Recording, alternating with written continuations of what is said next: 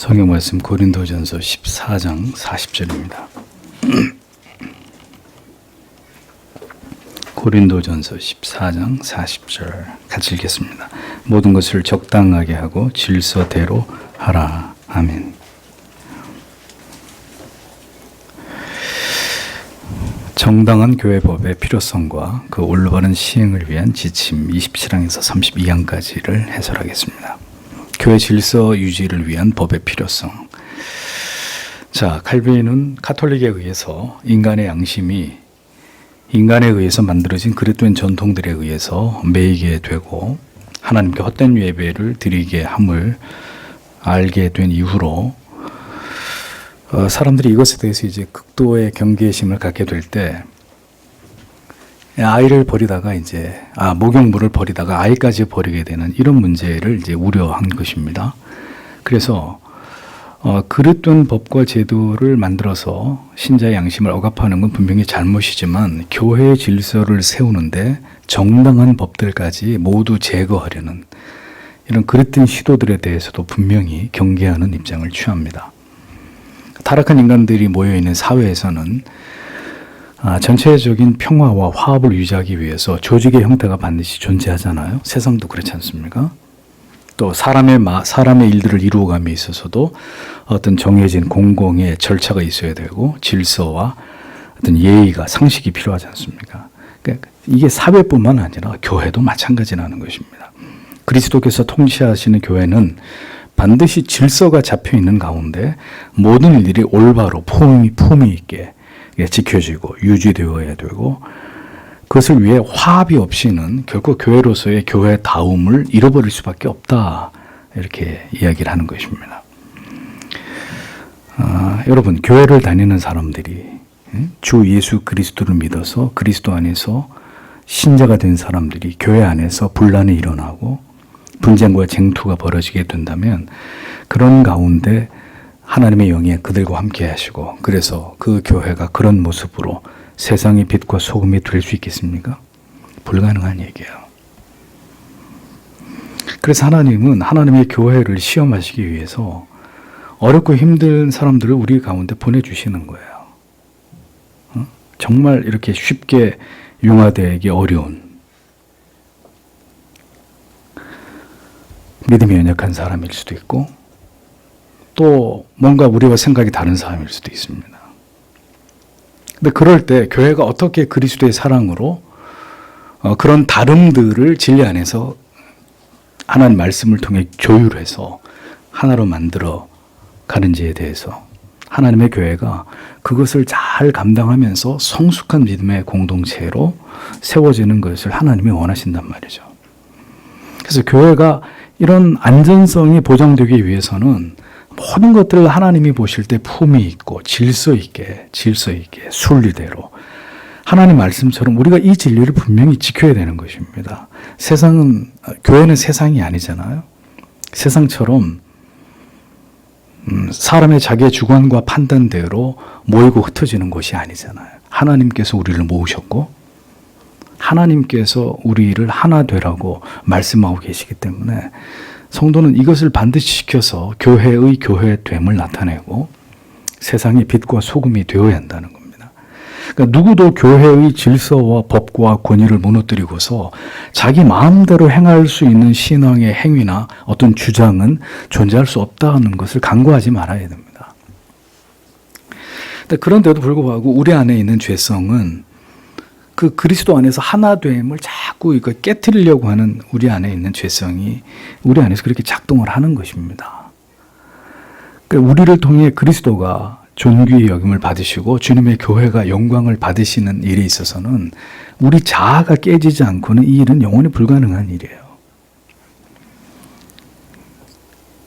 그래서 교회의 질서와 법, 권위, 하나됨 이것을 성도가 생명처럼 여기고 그것을 지켜나가기 위해 끊임없이 하나님께 기도하고 하나님의 도우심을 구하고 자기를 쳐서 복종시키는 이것이 우리가 하나님 앞에서 평생 이루어져 가야 되는 신앙의 모습이라는 것입니다. 칼빈은 사람들의 관습이 다양하고 마음이 각양각색이고 판단과 기질이 모두 다르기 때문에 명확한 법을 가지고 어떤 체계를 세우지 않는 한 어떤 조직도 든든히 세워지고 유지될 수 없고 어떤 형식이 분명히 세워지지 않고는 어떤 절차도 보존될 수 없다 해서 이걸 강조합니다.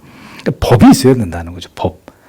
로마 카톨릭처럼 교권주의에 의해서 교회가 마음대로 법을 만들어서 무조건 성도들에게 그걸 강요하고 지키게 하는 이건 있을 수 없는 것이지만 죄인들이 모인 교회에서 어떤 하나님의 기뻐하시는 뜻을 이루기 위해서 원칙을 세우고 법을 세우고 제도를 만들고 그걸 통해서 하나님 보실 때 규모 있고 질서 있게 하나님의 교회를 유지하는 일들은 매우 중요한 일이고 필요한 일이라는 것입니다. 그러니까 이러한 법들을 교회가 세우고 지키는 것을 결코 정죄하지 않고 오히려 교회에 이런 법들이 존재하지 않을 때 교회가 마치 뼈대 없는 문어처럼 무너지게 될 것이라고 이렇게 칼빈이 이야기를 하고 있습니다. 그러니까 연합의 끈을 이루는 법들을 준수함으로 질서와 예의가 확립되지 않으면 하나님을 향한 도리, 인간 성도들 간의 도리, 예의가 확립되지 않으면 모든 것을 품위 있게 하고 질서 있게 하라는 성경의 진리 또한 지킬 수 없는 것이다. 이렇게 칼빈이 이 점을 분명히 하고 있습니다. 교회는 오합지졸들의 모임이 아닙니다. 안 믿는 사람들이 교회 와서 보았을 때 굉장히 질서정연하고 규모 있고 세련되고 굉장히 어떤 그 법과 제도들을 잘 지켜서 그 안에서 모든 성도들이 평안하고 안정을 누리는 이런 모습들이 분명히 외인들을 통해서도 교회는 그런 사람들이다. 교회라는 조직은 그런 곳이다. 이렇게 이해가 되어야 된다는 겁니다. 교회는 제 소견에 오른 대로 말하고 행동하는 것이 아니죠. 아무리 자기가 가지고 있는 생각과 뜻이 옳다 하더라도 질서와 연합 안에서 지혜롭게 펼쳐 나아가야 됩니다. 그게 하나님의 방법이기 때문이죠. 다만 우리가 분명히 기억해야 되는 것은 그 법들을 준수함에 있어서 그것이 구원의 필수적인 것으로 간주되어 그것으로 양심을 얽어매고 구속하는 일이 있어서는 안 되고 하나님께 예배드리는 일과 연계시켜서 마치 경건이 그 법들을 준수하는 것에 있는 것처럼 해서도 안 된다고 칼빈이 분명히 일갈하고 있습니다. 이게 무슨 뜻입니까? 어떤 법들을 준수하는데 그 법을 준수하는 것을 율법주의적인 차원으로 접근을 해서 이거 이렇게 안 하면 구원 못 받아.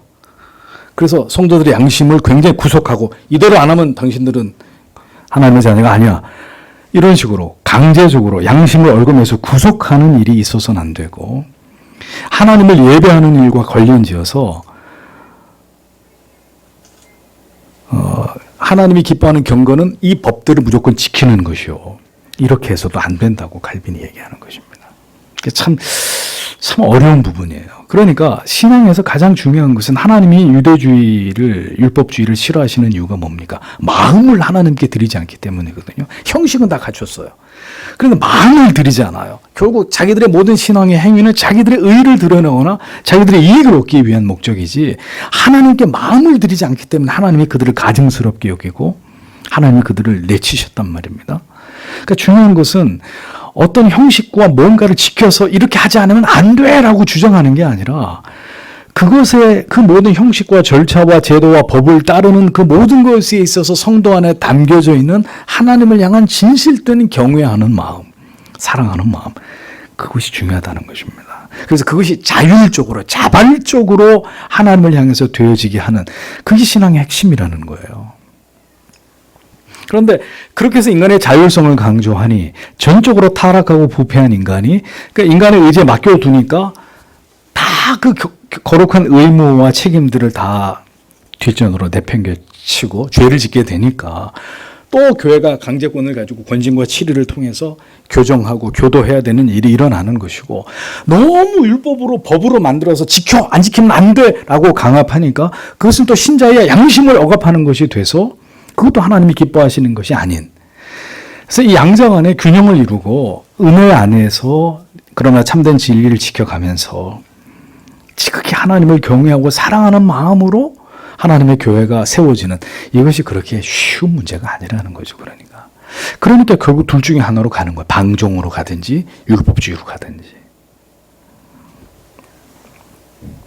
어떤 것도 그것이 구원을 받기 위해서 반드시 필요하다거나 그러한 법들을 지켜야만 하나님이 받으시는 예배라고 강요하거나 강조하거나 절대시해서는 안 된다고 칼빈이 강조하는 거죠. 누가 그렇게 했어요? 가톨릭이 그렇게 했잖아요. 성례 못 받으면 지옥 가는 걸로. 고해 안 하면은 죄 용서 못 받는 걸로. 이런 식으로 이제 절대시하는 것에 대해서 칼빈은 그건 아니라고 얘기하는 겁니다. 개혁주의 신학과 신앙은 분명히 하나님 앞에서 올바른 믿음을 추구합니다. 그럼에도 불구하고 지나친 외고수적이고 극단적인 엄격주의를 배격합니다. 그것만이 구원의 길인 양 절대시하는 걸 경계하는 거예요. 우리는 이러한 점을 올바로 이해하고 지혜롭게 모든 일들을 품위 있게 질서 있게 행해야 된다라는 사실을 잊어서는 안 됩니다. 23번째로 정당한 교회의 법들을 구별하는 표지. 그러면 사람이 만든 참된 신앙을 흐리게 하는 불경한 법들과 교회의 정당한 법들을 구분하는 확실한 표지가 뭐냐? 그것은 법들의 목적이 곧 신자들의 거룩한 모임에서 모든 일을 품위 있고 위험에 어울리게 행해야 되는 것과 사람들이 살아가는 사회에서도 인간성과 예의의 범주 안에서 보편적으로 유지되는 것이어야 한다라는 것입니다. 그게 정당한 법이라는 거예요. 교회 안에 세워질 수 있는. 교회에 합당한 법은 공공의 품위를 위하는 일로 미신적이지 않아야 되고 일상적인 용도에 합당함으로 마치 그러한 전통이 구원에 있어서 필수적인 것처럼 여겨지므로 양심이 불필요한 강제나 강압에 의한 것이 아니기에 공포에 짓눌리는 일도 있어서는 안 되는 것이다라고 설명을 합니다. 그러니까 모든 법은 성도들 가운데 사랑을 장려하기 위해서 함께 노력하게 하기 위함이다라는 사실을 칼빈이 강조하는 것입니다. 구약의 율법만 있었으면 지켜, 안 지키면 죽음이에요. 안 지키면 저주고. 그런데 우리는 구약의 율법을 넘어 그리스도의 복음을 하나님의 그리스도를 통한 은혜를 이해하는 사람들이잖아요.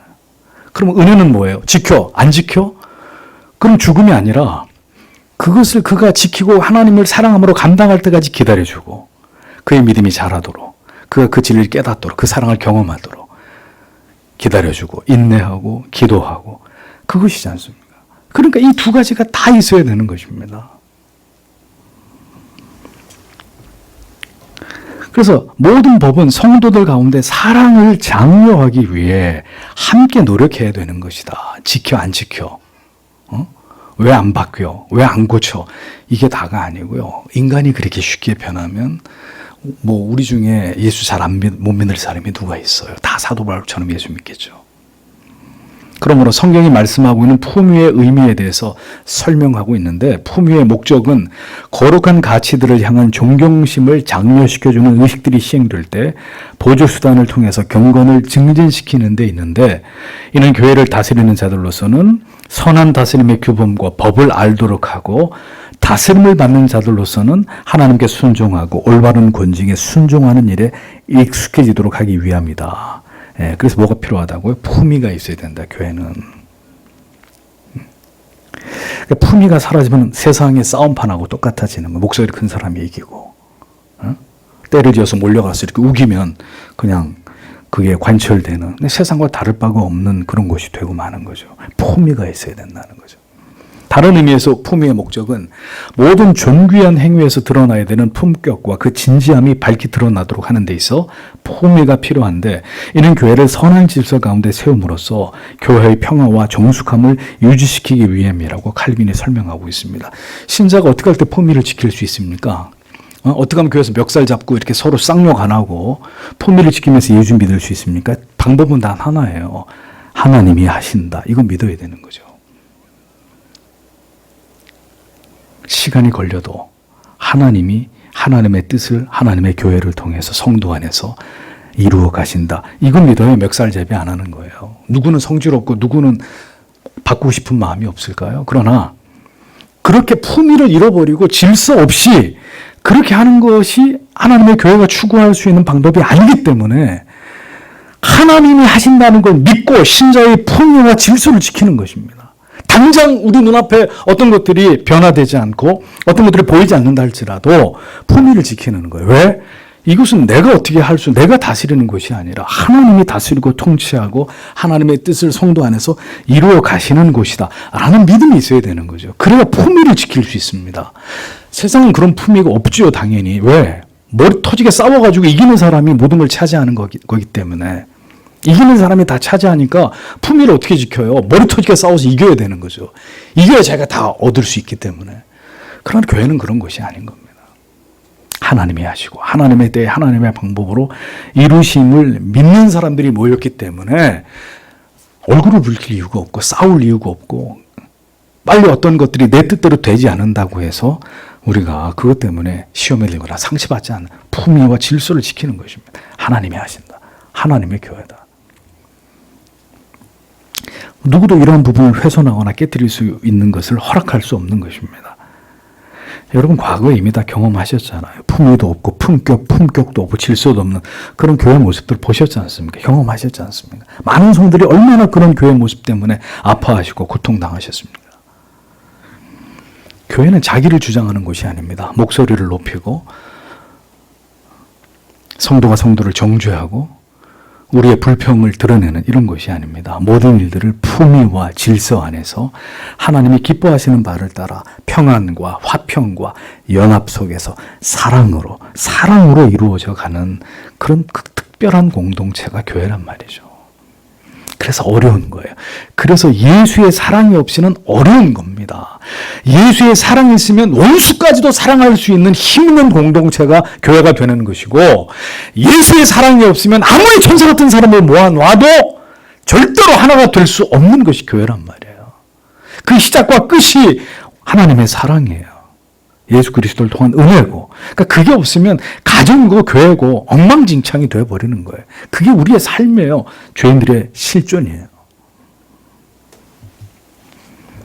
그래서 이런 일들을 위해서 이런 품위와 질서를 지키면서 주님의 교회가 안정되어 가는 일이 있어서 필수가 뭡니까? 자기 부인이란 말이죠. 자기를 낮추어서 모두가 함께 하나님의 의를 이루어가는 일에 집중하는 것입니다. 자기가 섬기는 교회와 공동체 안에서 품위와 질서를 지키지 못하는 사람은 어디에서도 품위와 질서를 지킬 수가 없는 거죠. 우리가 처한 곳에서 우리가 섬기는 공동체 안에서 질서와 품위를 화평과 연합을 훈련하고 그것을 지켜나가기 위해서 자기를 부단히 쳐서 복종시키는 일에 더욱 노력해야 합니다. 나를 빨리 지우지 못하면 그 나 때문에 죽을 만큼 우리가 힘든 거예요. 결국은. 여러분 인생을 살아오시면서 느끼잖아요. 그러니까 결국 나를 버리는 게 어렵고 하나님의 은혜가 필요한 부분인데 그게 안 되면 더 긴 세월 동안 그 나를 부인하지 못함으로 인해서 결국 제일 고통스러운 건 내 자신이에요. 그러니까 그 내 자신을 그리스도 앞에 빨리 던지면 던질수록 우린 자유해지는 것입니다. 참 그게 쉽지 않은 일이라는 것이죠. 하나님께서 나를 어떻게 보실지, 교회 안에서 나의 모습이 어떻게 드러나고 있는지를 언제나 우리는 품위와 질서 안에서 생각해 볼 수 있어야 됩니다. 그가 성숙한 그리스도인입니다. 교회의 신실한 지체에 있는 것이죠. 29번째, 정당한 교회법들의 신뢰. 허황된 쾌락 따위를 품위로 간주하는 로마 카톨릭의 의식들에서 보여지는 어떤 화려한 치장들, 불필요한 사치, 세련됨에 대해서 칼빈이 질타를 합니다.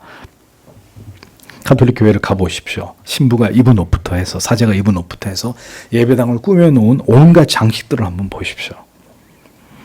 진정한 품위는 신성하고 거룩한 신비를 높이 기리는데 적절하고 경건을 위한 행위로 합당하거나 예배 행위에 필요한 최소한의 장식만을 의미한다고 칼빈이 얘기합니다. 그러니까 진정한 품위는 마음으로, 영혼으로, 그리고 그것이 하나님 보실 때 합당한 경건함으로 절제되어 있는, 그리고 예배에 필요한 최소한의 장식을 의미한다. 캐톨릭처럼 모든 것을 요란하게 화려하게 눈에 보이는 것으로 사람들을 압도하려고 하는 이런 요소들로 채우는 것이 아니라 마음으로부터, 그러니까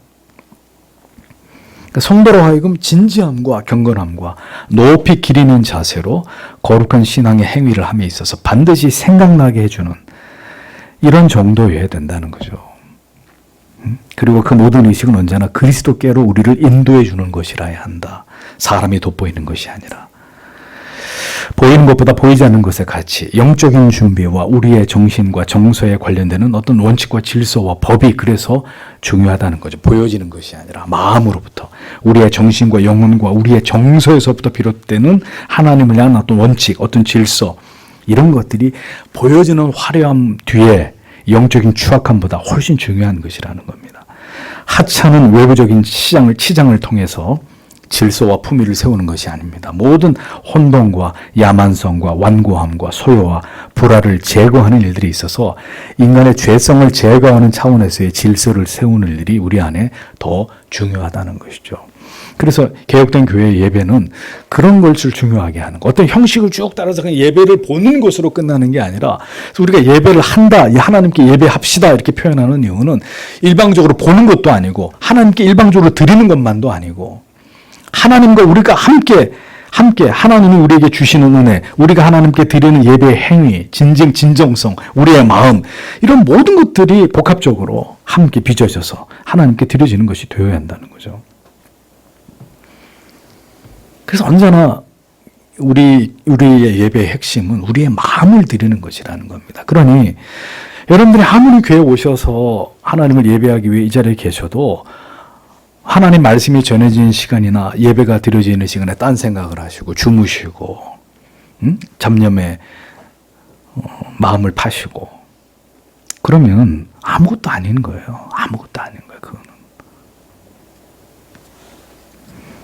우리의 마음과 정신, 그 중심을 하나님께 드리는 것이다. 어떤 화려한 것들이 아니라 보여지는 것들이 아니라 혼동을 제거하는 일은 바울이 밝히는 바처럼 성찬을 일반 만찬과 혼동하지 못하게 하는 것과 또 여자가 머리에 쓴 것을 벗고 공적인 자리에 나가서는 안 된다는 것, 뭐 이런 것들이 있어요. 그게 이제 그 당시에 또 따로 다른 예로는 기도할 때 머리에 쓴 것을 벗고 무릎을 꿇는 것, 성례를 소홀히 시행하지 않고 위엄을 유지하고 시행하는 것, 장례식을 품위 있게 시행하는 것, 이런 것들이 해당된다. 고대 교회로부터 이제 이런 전통들을 만들어서 이렇게 지키고 있는데 이런 것들이라는 겁니다.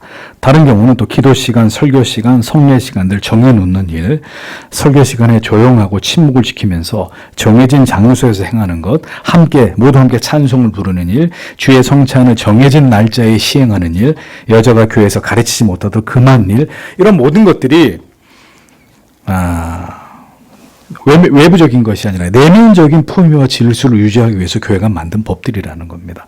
성도들을 교육하고 지도하는 일에 필요한 것들로 유리문답을 가르치도록 한 것, 교회 권징과 책벌이 존속하게 하는 것, 출교, 금식 같은 이런 행위들을 가지고 성도들을 권징하는 이런 것들입니다. 이와 같은 교회 법의 신뢰들은 거룩하고 유익한 것들로 받아들이는 것으로 하나는 의식과 관계된 법이 존재하고 또 하나는 권징과 교회 평화에 관련된 것들이 존재한다. 그러니까 매우 실제적이고 하나님을 신앙하는 데 있어서 올바름을 지향하는 이런 것들이 합당한 교회 품위와 질서를 유지하는 올바른 법이라고 볼 수 있는 범주들이라는 겁니다.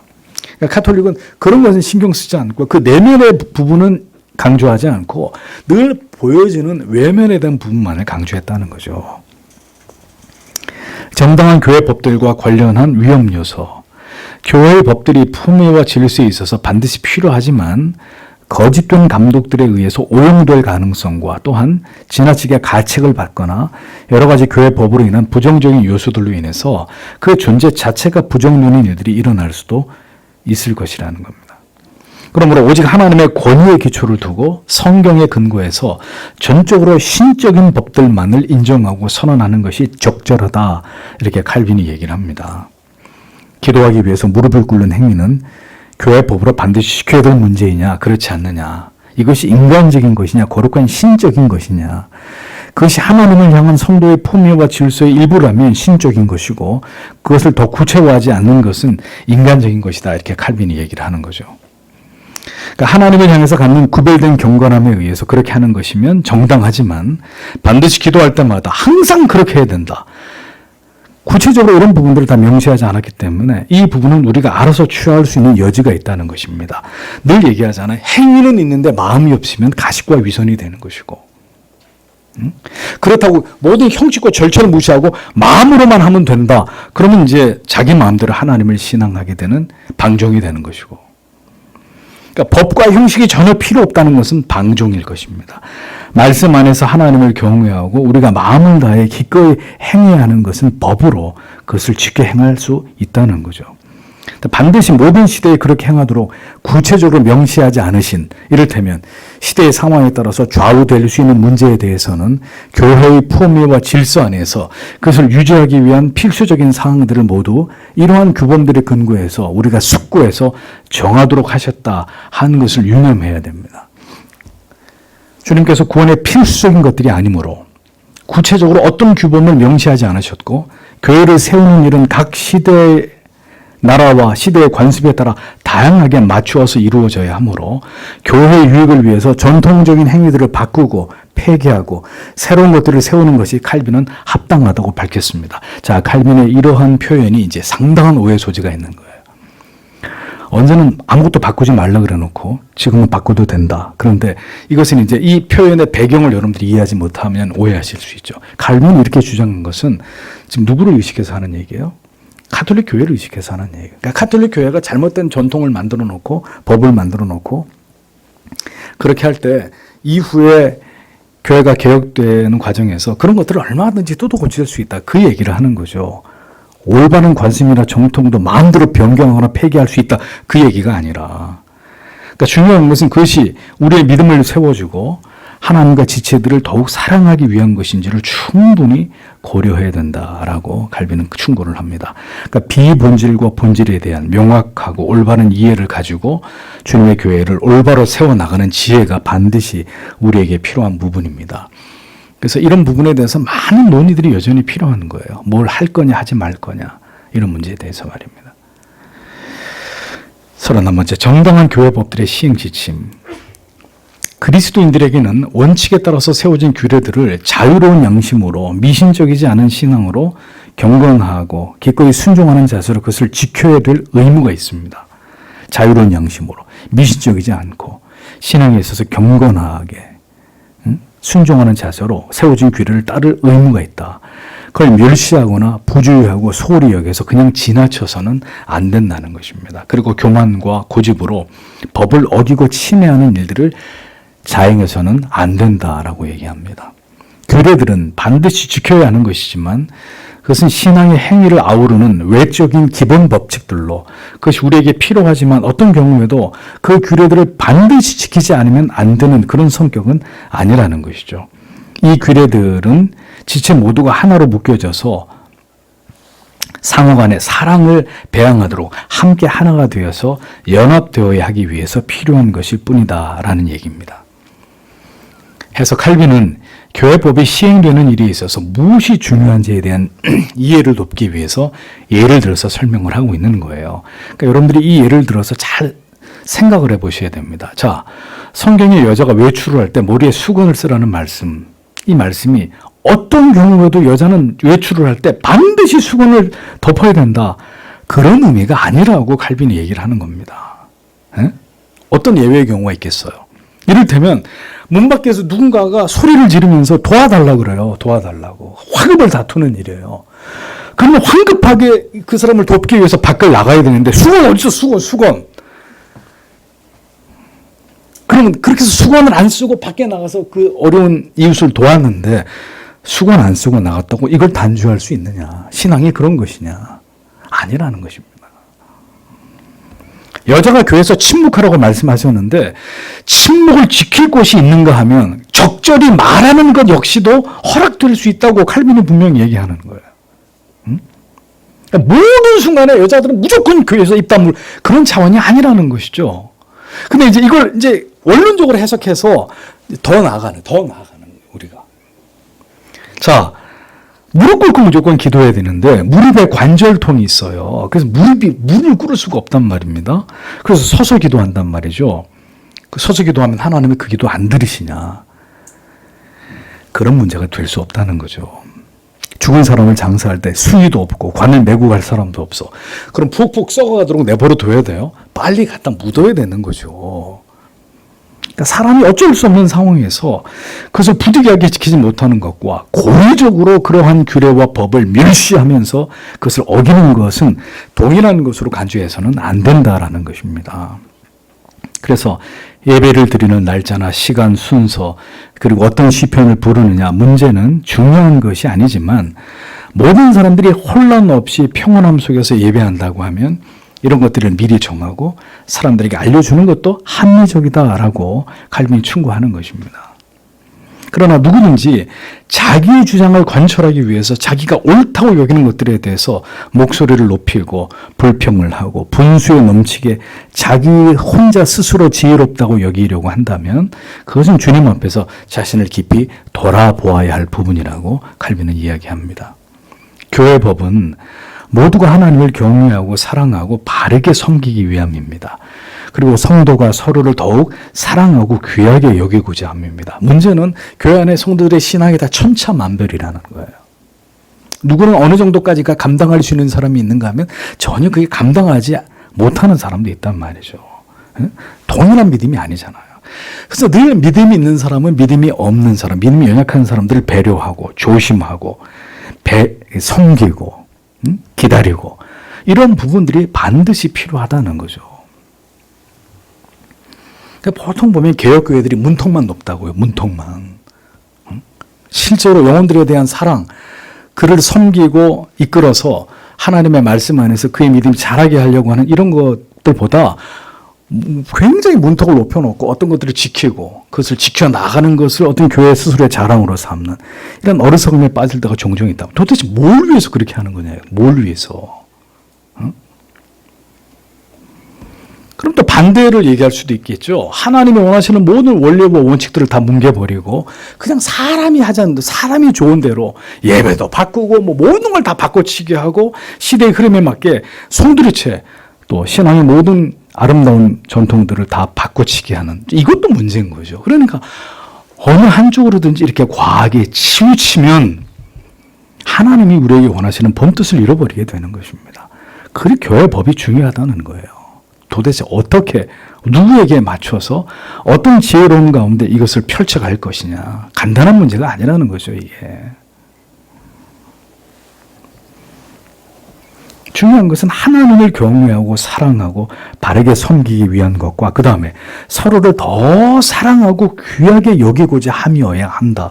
그러니까 이 대의를 벗어나서 무언가를 하려고 해서는 안 되는 것입니다. 교회는 절대로 자기의 주장을 펼쳐 논쟁하거나 분쟁을 일삼는 곳이 되어서는 안 됩니다. 오직 세워진 교회의 법을 따라서 세워진 권위와 질서 안에서 모든 것들이 은혜롭게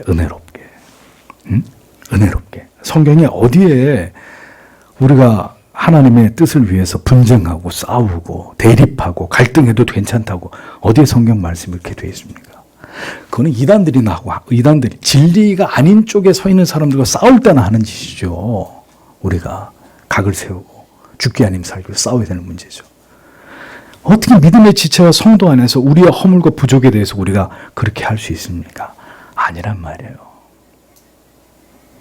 고린도전서 11장 16절에 논쟁하려는 생각을 가진 자가 있을지라도 우리에게나 하나님의 교회에는 이런 관례가 없느니라 라고 분명히 기록되어 있잖아요.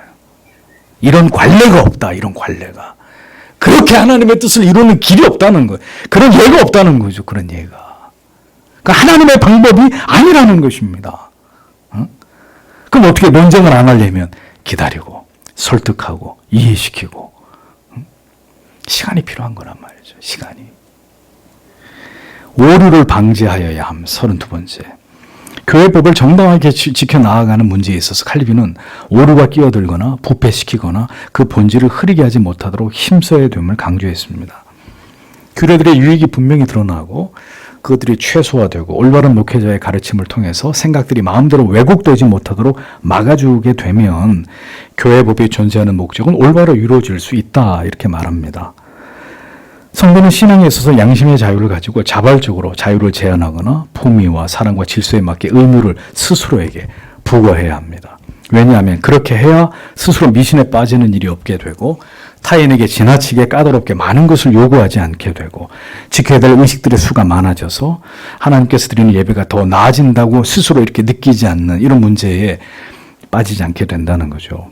또 다양한 권징을 시행한다는 이유로 다른 교회를 우리 교회와 비교해서 멸시하는 이런 오류에 빠지지 않게 된다고 칼빈은 분명히 얘기합니다. 법을 준수하는 것을 올바른 것을 지향하는 사람들을 법을 준수하고 바른 걸 지향하는 사람들이 빠지기 쉬운 오류가 뭐냐? 가장 큰 오류가 뭐냐? 거기에만 집착한 나머지 품위와 질서를 지키는 것을 망각해버린다는 것입니다. 그러니 엄밀함을 추구함으로 그렇지 않은 성도나 교회의 어떤 부족이나 허물이나 무지를 두고 보지 못하고 어떻게 기어이 평가하고 판단하고 무시하게 된다는 거예요. 엉터리라고 당신들은.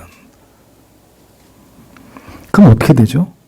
결국 자기 영혼이 메마르고 척박해지고 모든 관계가 파괴돼 버리는 거예요. 모든 관계가 무너지는 거예요. 하나님의 의를 드러내는 게 아니라 다 깨져버리는 것입니다. 그리스도의 덕을 세우는 것이 목적이 되지 못한 채로 그저 시비를 가리는 것에만 초점을 맞추면 복음이 설 곳을 잃게 되고 사람들을 잃어버림으로 인해서 그리스도의 그 사랑과 긍휼로 영혼을 그리스도로 이끌지 못하게 되는 모순을 초래하게 되는 것입니다. 교회가 법을 제정하는 목적은 교회들의 용도와 목적 전체가 교회를 올바로 세우기 위함입니다. 교회가 필요로 한 경우에 어떤 규례들을 변경할 수도 폐기할 수도 있다고 칼빈이 다시 얘기합니다. 그러니 잘못된 전통, 가톨릭 교회가 만들어낸 잘못된 전통, 잘못된 제도와 법 충분히 갈아엎을 수 있다는 거죠. 불경하거나 부적절한 것이 아닌 어떤 특정한 의식이나 전통들을 상황에 따라 폐기하는 일은 합당한 일이라고까지 칼빈이 여기서 강조합니다. 그러니까 과거 시대의 우매무지함으로 인해서 빚어진 일들 있잖아요. 그릇된 의도로 만들어진 기형화된 어떤 교회의 잘못된 관행들, 전통들 고집할 이유가 없이 과감하게 폐기하고 변경할 수 있어야 된다는 거죠. 잘못됐으면 과감하게 폐기하는 거예요. 아이고 다른 교회가 다 하는데 그건 합당한 이유가 될 수 없는 것입니다. 한국 교회도 이 같은 그릇된 미신적인 전통으로 자리매김한 여러 가지 교회 안에 잘못된 제도, 관행, 규례, 직분들이 있잖아요. 절교와 관습들 존재하잖아요. 그러니까 칼빈은 그런 여지가 있는 것들을 그대로 두고 보지 말고 제거해라 이렇게 충고합니다. 모든 미신적인 요소들을 거두어내고 척결하지 않는다면 계속 교회 안에 그게 존재하게 된다는 거죠. 과감하게 그랬던 것들로부터 그랬던 관행과 법과 전통과 제도로부터 벗어나서 성경으로 진리로 돌아가고자 하는 그 개혁은 계속되어야 하는 교회의 과제다라는 점을 잊지 말아야 합니다.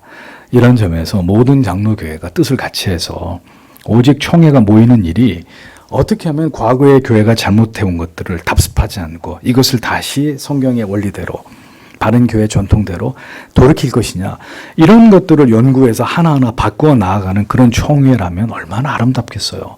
얼마나 그 귀하고 아름답겠습니까.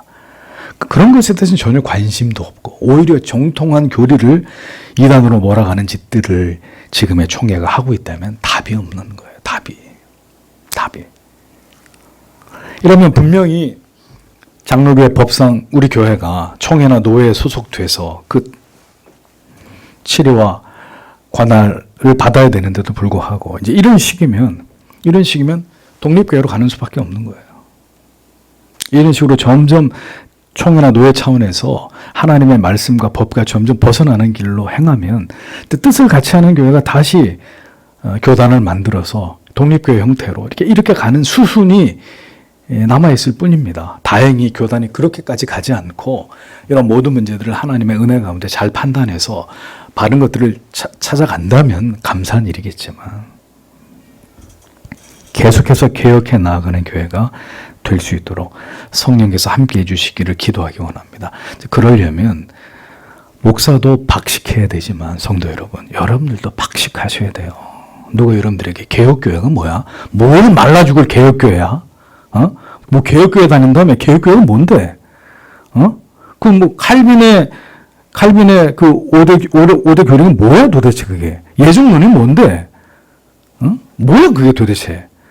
이렇게 누군가가 여러분 주변에 믿지 않는 자이거나 교회를 다니시는 분들이 물을 때 분명하게 거기에 대해서 말씀해 주실 수 있어야 되는 거예요. 물은 사람이 부끄럽게.